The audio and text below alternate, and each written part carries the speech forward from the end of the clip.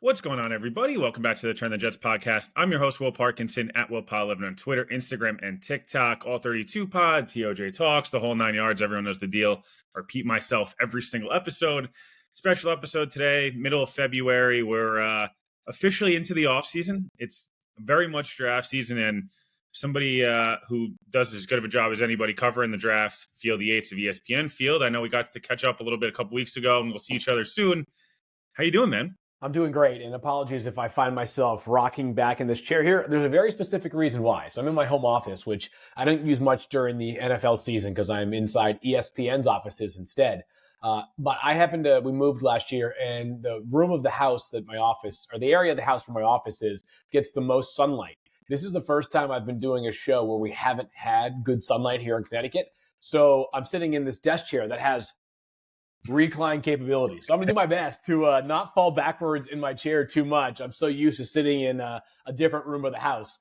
But it's good to be on with you. Good to catch up, and hopefully we do more of that in Indianapolis in just a couple weeks from right now. Yeah, no, I stupidly moved into my house as well. Picked the room with the worst front facing to the house. Yep. I hung all the jerseys up, did the whole thing at the background, and gets the most sun and causes a problem pretty much every episode. I want to kind of start. You had the mock draft come out yesterday, yep.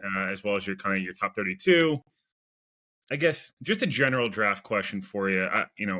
What do you make of this class? I feel like there's been so much conversation of there's not that many blue chippers, and I don't know if I think we just say that because of the quarterbacks. Yeah. What do you make of this class as a whole as you were kind of going through your big board to start, and then we'll kind of get Jets focused? I'd say that I think that's accurate, though. I do think that there are fewer blue chip players compared to where we were last year. Last year, and Kuiper used this term first, so I'm not trying to coin it as my own, but he talked about the Elite Eight or the Grade 8, whatever you wanted to call it, which included 3 quarterbacks, the 3 that went 1, 2, 3, plus 2 wide receivers and Marvin Harrison Jr. and Malik Nabers. Actually, 3. 1, 2, 3 being Malik Nabers, Marvin Harrison Jr., and Rome Odunze, Brock Bowers, and at the time, it was either or both of Olu Fashanu and also Joe Alt. So a lot of high-powered players at the beginning of last year's class. This year, I would argue there are 3 blue-chip players in this year's class. None of them are quarterbacks. It is, in whatever order you want to put them, Travis Hunter, Abdul Carter, and also Mason Graham, wide receiver / corner from Colorado, and then Abdul Carter, the pass rusher from Penn State, and Mason Graham, the defensive tackle from Michigan. But I would say yes, like just generally speaking, the star power at the top of the draft is less, smaller, fewer, whatever you want to describe it as, compared to last year. And let's be honest, I mean, the quarterback conversation drives almost every draft class. There will be a lot of talk about Cam Ward and Shedeur Sanders for understandable reasons. But the question I've been asked 1,000 times, and I'll just continue to answer it the closest to my capabilities as I can, is where would those guys rank in last year's class? The answer is at best quarterback 4. So it is a different quarterback class compared to 2024, which, I think coming out of their rookie seasons, we know Jaden Daniels is a star, and there are certainly some signs that both Caleb Williams and Drake May have a chance to get there in relative short order. Yeah, look, I fully agree with you. I think, being down at Mobile, be able to kind of dive into, probably got to do 50 or 60 guys at this point, like in depth, as opposed to just, not watching just on TV, actually get into it. I try to do the pro market first because those guys are a little more predictable throughout the season. Defensive line, I would say tight end, interior offensive line, running back. If you need those positions, like this is the year, man, you better stack up. Whereas it doesn't have the elite receivers, as you mentioned, the elite quarterbacks necessarily, and even the cornerback class. While there's some guys that are very intriguing, I don't know that even a Travis Hunter, I don't know that you're getting a Darrelle Revis. I think you're probably looking at a guy who's a really good corner. I don't know if there's a Sauce or Surtain or Stingley. It's just a one cornerback. You mentioned Mason Graham there. He's a name that's been connected to the Jets a lot. Sure. You hear other names, Mykel Williams and Jalen Walker, both the Georgia guys. I would say Tet McMillan at times you would see connected to the Jets. I don't know if I'm missing somebody, but there's Tyler Warren's a name. Yeah, Tyler Warren, Will Johnson too, a little bit depending on how you feel. What do you make of where the Jets should go in this class? As again, you mentioned the blue chippers, and we talked about the quarterbacks. I know they need a quarterback. Yeah, taking Jackson Dart at 7 to me would be borderline fireable. These guys just got a job not even a month ago, so they better not do that then, right? Just don't even move into your house. Just back it back up. Yeah. What do you make of that pick? And I know you've done a couple mocks now. has it been difficult trying to figure out where to put, somebody with the Jets? Little bit. I mean, it's still early enough in the process that every time you put a pick in, you kind of feel like it's just so different from last year. And not to be a prisoner of the moment and have recency bias influence this year's draft, but last year it was just so straightforward. At this time last year, pick the minute the draft was over. I'm sorry, the minute the regular season was over, I said, like, we have the easiest first three picks you'll ever see, right? I said the Patriots had the easiest job in the draft last year. Just take whichever of those three quarterbacks was sitting there. Like, let Chicago and Washington make the more difficult decisions. Maybe in some ways I thought that let Washington make the most difficult decision, right? Because there was so much momentum behind Caleb Williams being the first quarterback taken that Chicago was going to go Caleb and Washington was going to be the team that had to live with, all right, you're choosing between two comparably graded players. Not the case this year. Every pick that I've made this year so far has left me wondering, do I fully feel as though this is the way it's going to go without any question once we get to April 24th? I don't. In the case of the Jets, here's where I landed on in mock 3.0 for me, but I call it kind of mock 2.0. The one that dropped on February 11th is a 2.0 because the first mock came out in August, in which that was more of like a watch list than it was a real mock, right? The order was completely, I mean, we used ESPN's FPI, and nothing's perfect, no system is, and they were bearish on the Vikings, a team that ended up being great, and more bullish on teams like the Jets and 49ers, teams who slid this year. So anyways, I went best player available for the Jets, or at least close to it. Best player available with some need applied as well. So Mykel Williams and Jalen Walker, I think, will be a healthy debate in terms of which one's better. I actually have Walker slightly ahead of Mykel Williams. It's sort of a contrast in production versus traits because Jalen Walker might be a hair shy of 6'2", which is not a common stature for an edge rusher, but he was a far better player, at least on a week in, week out basis, than really anybody on that Georgia defense. Mykel Williams finished his 3 seasons with 14 sacks. Not terrible, but still not dominant. This is not like what we saw from Donovan Ezeraku from BC, who had 16 and a half this past year. Mike Green from Marshall, who had 17 this past season. So the bottom line is that Mykel Williams is going to go really high in spite of those numbers. And I get it. There are some that would say, is pass rusher the Jets' singular biggest need? Probably not. They got a breakout year from Will McDonald this past season, 10 and a half sacks. Jermaine Johnson, if he's healthy, looked like he was going to be, he's got some serious upside there. But coming off of an Achilles tear, there's a little bit of a question mark there. And I don't know, like, I guess my stance when you're doing these drafts is, and this is not trying to just like tap into who won the most recent Super Bowl, but one thing that Philly has always been very mindful of is overstock on premium positions and you'll never regret it. If you have a great 7th offensive lineman or you have a great 4th pass rusher, there's no issue with that, in my book at least. So I netted out with Mykel Williams for the Jets, but I thought about Jalen Walker. I thought about Tyler Warren. Those are the 3 names that I probably put the most thought into before I ended up on Mykel Williams. I'm not sure you can go wrong with one of those 3. Yeah, I think I'm almost running the Jalen Walker fan club at this point. I don't know. I just feel like a good coach. I know there's some, question about, hey, what position is he going to be in the league? Does he, is he refined enough as an edge rusher? Is he, is he going to be nimble enough, I guess, essentially quick enough to play coverage? A large amount, like, I don't know. I just feel like he's a guy that if a good coach you put him on the field and he's going to kill people. Yeah. And like that dude's motor is insane. You don't usually see a tier 1 athlete with really high motor in college. There's a lot of, it's usually projecting, hey, this guy's, can we get the most out of this guy, or we got the most out of it, not the best athlete. The one guy I want to ask you about, Mason Graham, you said, you have as a blue chipper. And being down in Mobile and just kind of doing my calls around the league, I think everyone thinks he's a really good player. There's no question about it. The one question I think there is a little bit of like, hey, you're playing next to Kenneth Grant, so, can really double either of you, or you double both. And, that's a really good defense, obviously, with a bunch of NFL guys. And then B, does he have one? Is it just the first step? Like, are we kind of prisoner of the Aaron Donald moment where anytime a slightly undersized defensive tackle has a first step, we all get really excited? Like, is he a special enough athlete to take, I guess, that high? I know his tape's awesome. Do you feel like, would you feel good if, the New England, I feel like it's very much going to be in consideration to take him at 4. The Jets, he could fit really good against the queue. We talked about Jalen Walker, Mykel being a lot of really good athlete, like kind of a little bit projecting. Mason Graham, I feel like you know what you're going to get. do you feel good if you get him at 7? Like, you feel good about it for the Jets, no? Yeah, I'm more bullish on the athlete than it sounds like you. Maybe some people around the league are for Mason. Yes, you're right. Kenneth Grant was there, but this Michigan team needed Got the truly. Yeah, I mean, they were as bad of an offensive team as there was in college football, or close to it last year. They needed everything out of their defense.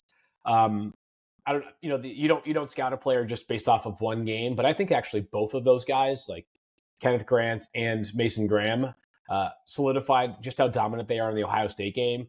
Ohio State played for not literally everything because they still made the playoffs and won the national title, but that was a game that if they win that, they might be the 2 seed in the college football playoff, right? As opposed to maybe even the 1 seed because they would have made the Big Ten championship game, had a chance to play Oregon. Like there was a pathway for Ohio State to have this incredible run. Instead, they lose because Mason Graham and Kenneth Grant took over that game.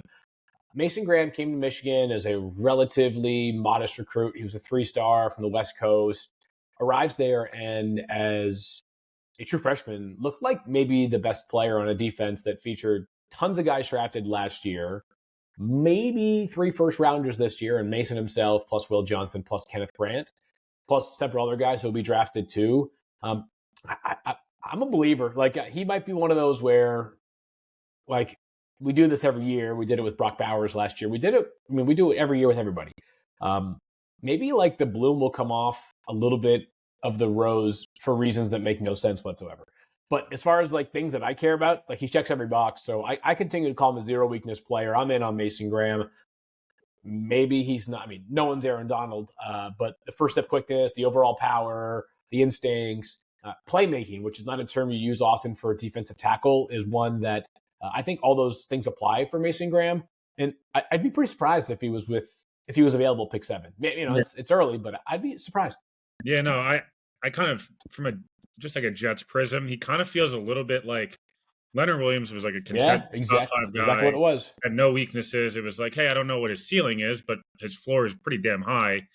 There's no way he's going to be available. I think he was at 6, and he like found himself there, and the Jets took him. And it's exactly the player that comes to mind. Yeah, yeah, just one of those guys where like the whole process you beat up on, like, you talked about that Bowers last year. We like for 4 months, everyone tried to poke holes in the guy who was the best player in the SEC at 18 years old. Like, right? Is he an athlete? What is it? Right? One picture next to Gronk, and we all freaked out. It's like Gronk's not a normal sized human, right? Like that.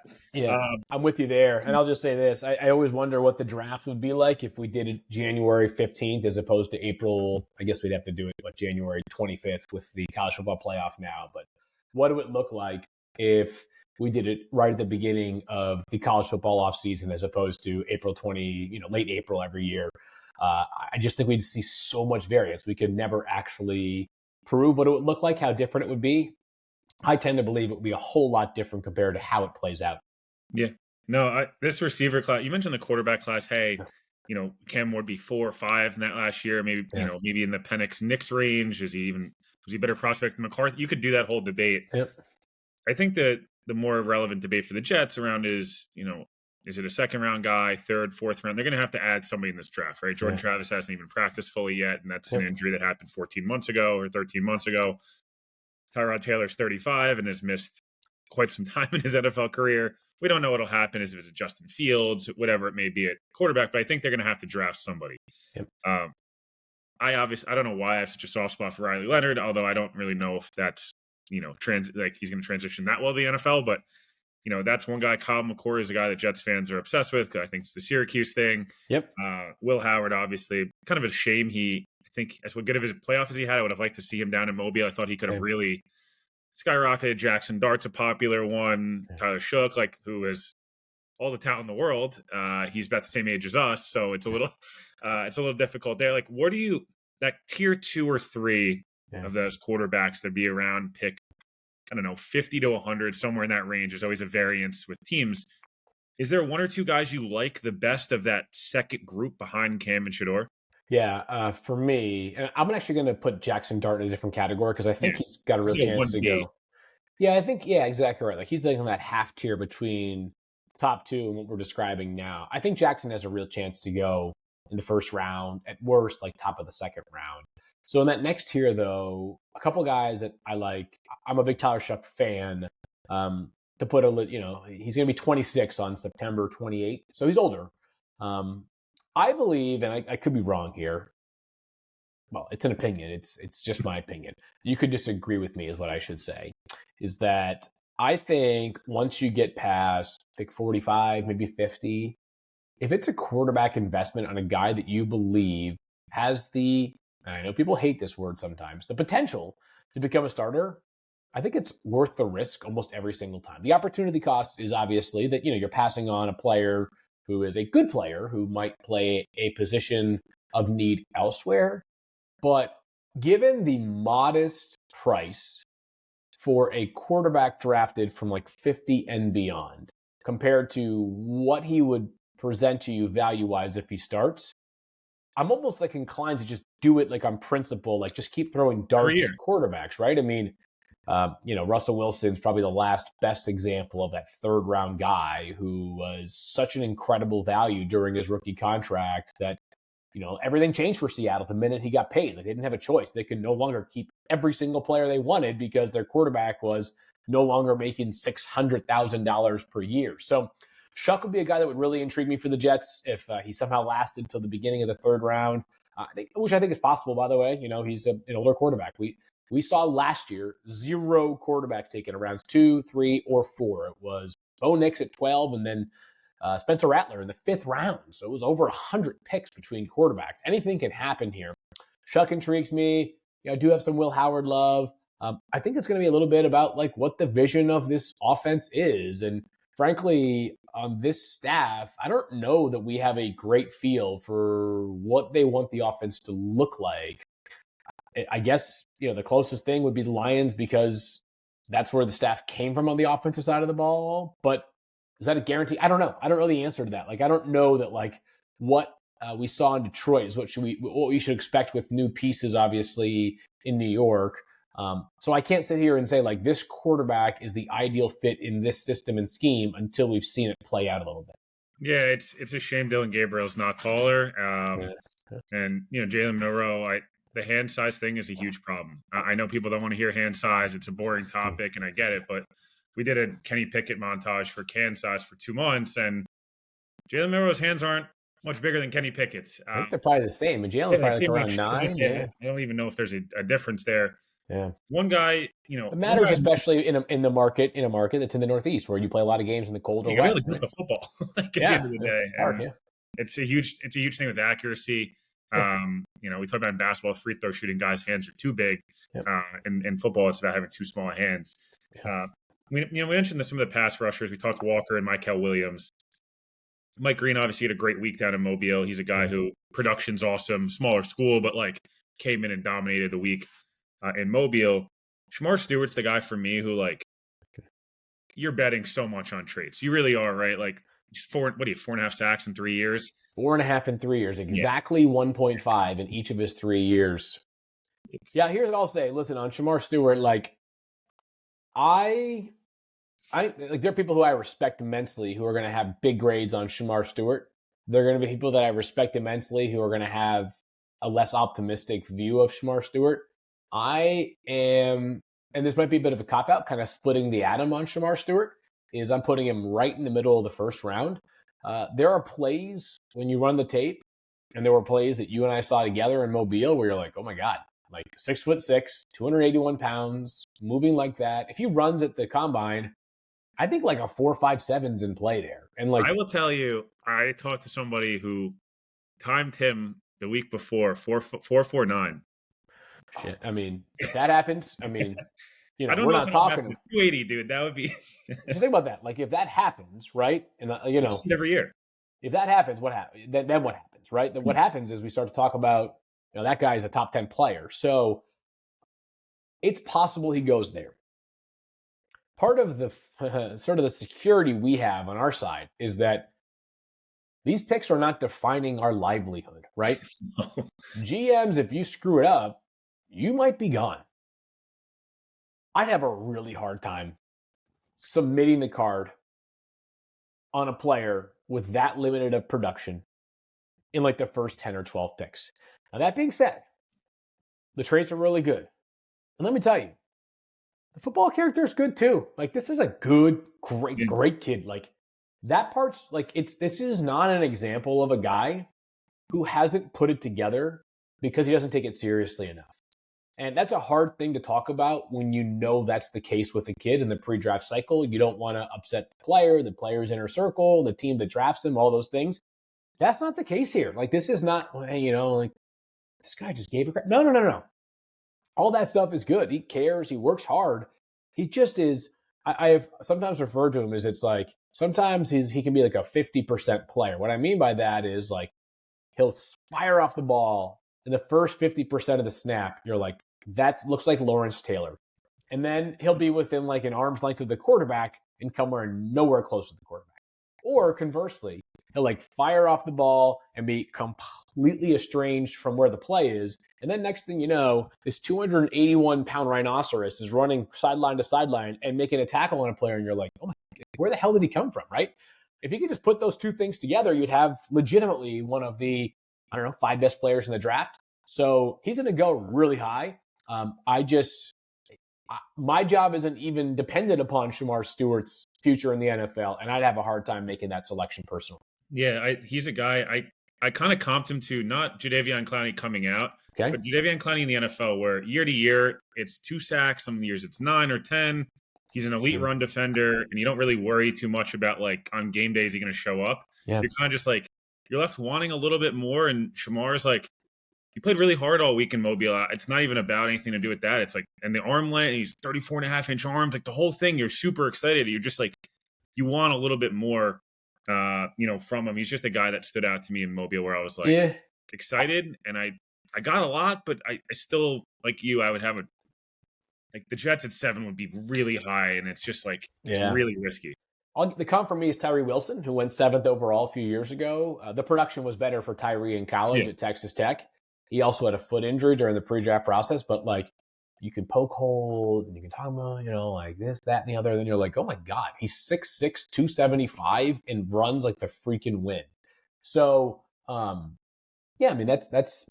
inherent to the draft, right? Like, ceiling floor debates everywhere, potential versus production, right? Like, it's doing your best to find that middle ground between guys who produce because of their talent, but also play positions that are important for you at the NFL level. So it's an imperfect exact exercise for sure. He'd make me a little bit nervous, but he's going to go really high, like really, really high. I want to hit on tight end, last couple of things here, but tight end is a position, like, I play tight end, so I'm biased. Anytime I get to watch the tight ends, I enjoy it. Yeah, this 23 national champs, baby. I remember. But look, I think Tyler Warren and Colson Loveland are 2 guys that are, don't follow mock draft simulators. Those guys will go in round 1. I would say that I'm most intrigued by rounds 2 through 4 with this class. I think there's so much depth. I think there are guys that could play right away. I think this reminds me a little bit, not maybe in the high end, but the 2022 class that was down in Mobile. There's a Trey McBride, Ruckert, Jake Ferguson. There's a couple other names that are escaping my head now, but like a lot of guys that drafted pretty high, rounds 2 through 4 especially, where they all went, and obviously McBride's turned into a hell of a player. So is Jake Ferguson and other guys, but Mason Taylor stands out to me. I think he's very complete. Elijah Arroyo came on the scene this year, and obviously very weird running style, and it's kind of herky-jerky, but like, he's always open, and it's kind of hard to dispute that. I have a draft 16.9 yards per catch, which is nuts. I have a draft crush on Jackson Hawes. I think he's the best run blocker, maybe even in the draft. Just any position that dude just kills people. I don't know what his ceiling is in the NFL, but he'll help your run game. He's one of those guys that's going to get drafted like a little later. Go to Baltimore and like have a 9-year career. And like, be a 5th round pick or something, and just make the team, contribute on special teams, and just stick around for a while. Fan favorite guy. Like, you'll see way more Jackson Hawes jerseys than you probably should for a 3rd-string tight end. But no, what do you make of this class? Because again, you mentioned ceiling of Warren it's hard not to fall in love with the dude. He's huge. He makes plays. But like I said, Arroyo, Mason Taylor, names like that also are really fun to watch on tape and in person. Yeah, here's what I'd say is, I think that this class is like a class and a half, maybe close to 2. I've said this, you're kind of getting the 2-for-1 special in terms of running backs and defensive tackles this year. Literally, it's like twice the size. But I think this year, as far as the tight end class, it's like 1.5 to 2 times the normal size. And you're getting a little bit of whatever you want. I know you don't want to focus in on the two guys at the top and Tyler Warren and Colston Loveland, but just to make it really simple and acknowledge to people that we're always going to give you best case scenario upsides.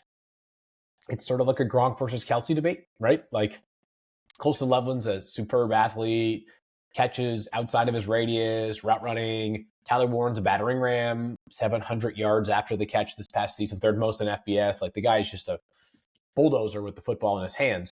But beyond that, it's kind of a little bit of like, what is your preference? What is your style? Terrence Ferguson from Oregon, a guy's got a chance to be a good red zone weapon because he's got this huge frame. He's like 6'7", has these, very solid, reliable hands.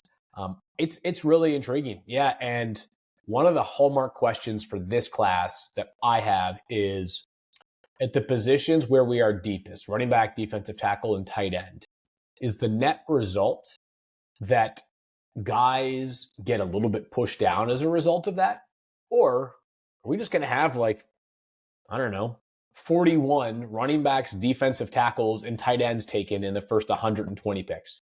Because, based off grade, that might be the case. But I was, I'm sitting here watching Jamari Caldwell, who I saw on Twitter recently, and I'm thinking to myself, in a different year, maybe he cracks my top 100. But this year, I don't know. I mean, I don't know what defensive tackle he's going to come off the board. But, if it's not the first 5, if it's not the first 10, that could be pick 150. That's just how this draft might work for some players. I don't mean that, specifically through the lens of Caldwell. That was one of the first names that came to mind of a really good player who might get pushed down the board because he plays a very well-stocked position. So for tight end, and you mentioned Harold Fannin, who had 117 catches this past year. Are you serious? Nuts. Yeah, nuts.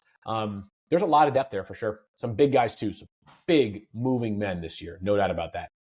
Yeah, the one I want to kind of finish on 2 things here. One, receiver. We mentioned, look, I think there's good players in this class. It's not any shade towards them. Last year we saw the generational, whatever.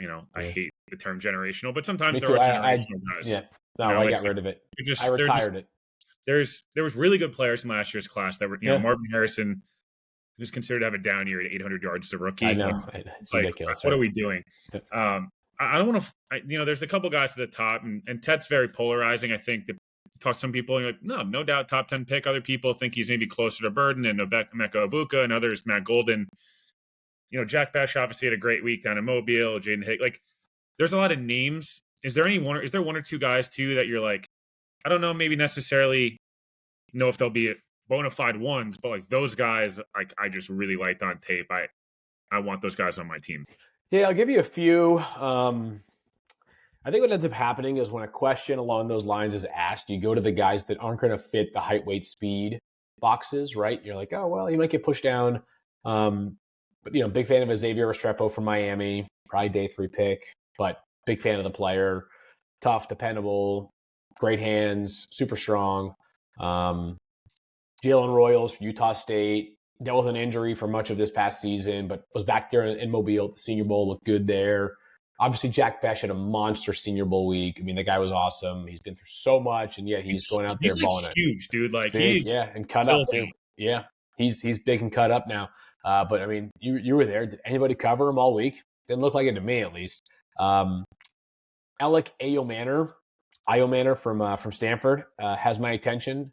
There's not a lot of big, deep separators in this class, and that's what he is. He's a guy that at the top of his route, 25 yards down the field, can create space, which, the profile of a lot of the guys other than Tedero McMillan is smaller. If you think about some of the wide receivers that could go in the first round, like Emeka Ibuka, Matthew Golden, Jalen Royals. I think Royals probably around 2, but the other 2 I think have a chance to go somewhere in the 20 to 40 range. 6'1" type guys at best. Iomanor is 6'2", 6'2.5", bigger guy. So a little bit of it's just what you're looking for, which I think is probably and not to take myself off the hook or anybody who does draft coverage off the hook, but and this, but I think it's important to reiterate it to the audience because it can't be said enough, is that we're scouting these players and applying them. Maybe you're less focused on putting 32 team grades on them. You're more focused on what it means for the Jets, right? But like when you're trying to put a grade that applies to all 32 teams on one player, it's kind of a fleeting thing, right? Like what the Lions need versus what the Saints need versus what the Jets need versus what the Broncos need is so different, right? And like maybe what they value is different too. But long-winded, but like Jalen Royals, Io Manor, Restrepo, Jack Bash, like 4 guys that probably won't go in the first round that I think are good players. So I think could impact winning sooner rather than later. Yeah, I'm happy you didn't just use a Tez Johnson. Again, doesn't really fit the weight profile of. Yeah, he's skinnier than I am, which is not a good sign. He's like 150 pounds. So yeah. I love Ted. I mean, he's lightning in a bottle. He's tough as nails. He's awesome. He gets open, but he's going to run really fast. So yeah, well, there's just I can kind of cop out at like the 175-pound guy. That 155 is. I'm having a bit. Was it 55 or was it 49? Did I misremember 149? He's like the highest he's ever been in his life is like 155 pounds. Isn't that crazy? Yeah. I think I weighed that in like 6th grade. Last thing here, obviously, kind of just as a general Jets question, obviously, a lot of transition, right? No more Rodgers, full front office clear out, a lot of names that have been there for a long time, even, which a bit surprising that the Jets actually kind of made moves at the top there. New coach, new everything in a lot of ways. What do you do you feel better about the Jets with like an Aaron Glenn in charge? I know everyone wanted the offensive guy. They got to kind of go back to what they know a little bit. A guy that's been in the building, knows the weight of the jersey. And as a coordinator, I'm not sure how much better your resume could get. He's kind of done every step. Yeah. What'd you make of just like this last month? And like, do you feel better about them going forward? Or are you kind of like, I have no idea because we go through this every 3 years with the Jets and we don't really know where we end up? I think it's probably fair to say that like you don't know what you're getting, maybe except for a head coach who's done it before successfully, right? Which in this cycle, I guess it's only Vrabel who's done it successfully before that you can say that, unless Pete Carroll. I'm sorry, Pete Carroll, obviously too. As far as defensive-minded head coaches are concerned, I think the relationship with the quarterback is important. There are good offensive-minded head coaches who don't even call plays. Like, obviously, Nick Sirianni he's a Super Bowl winning head coach. Like, he's got, if you just look at the numbers, like that first 4 years is about as good as we have ever seen from a first-time head coach.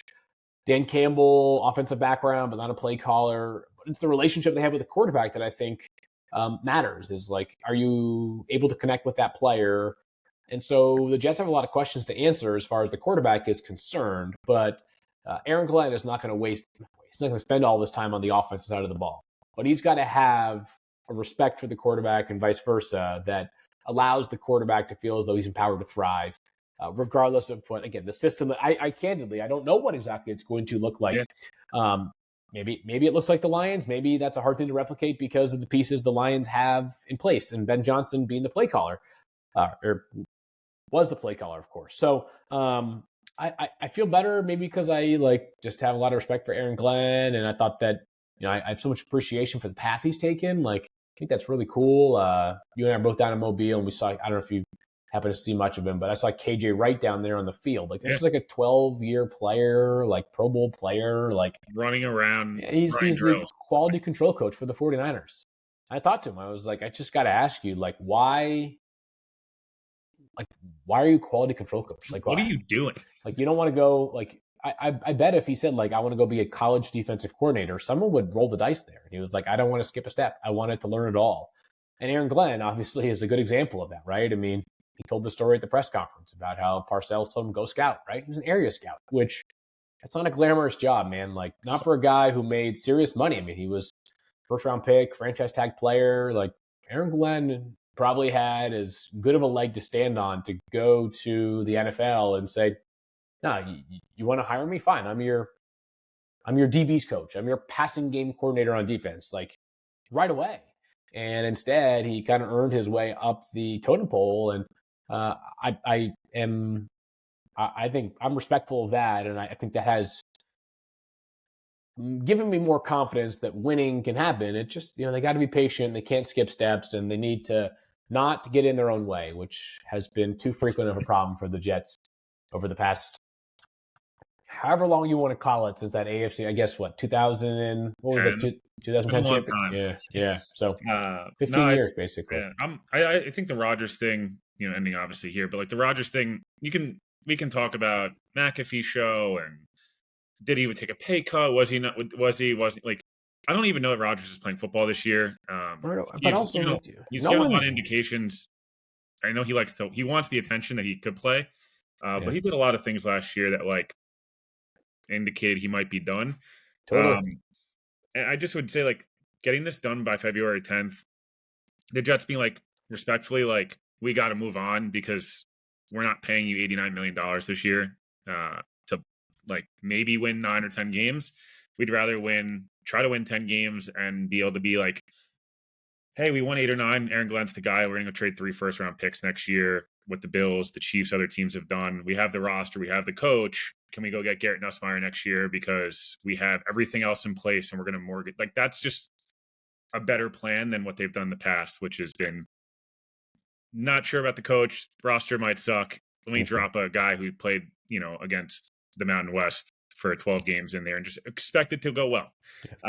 Field, obviously appreciate your time. Well, I know we'll get to catch up in a couple weeks.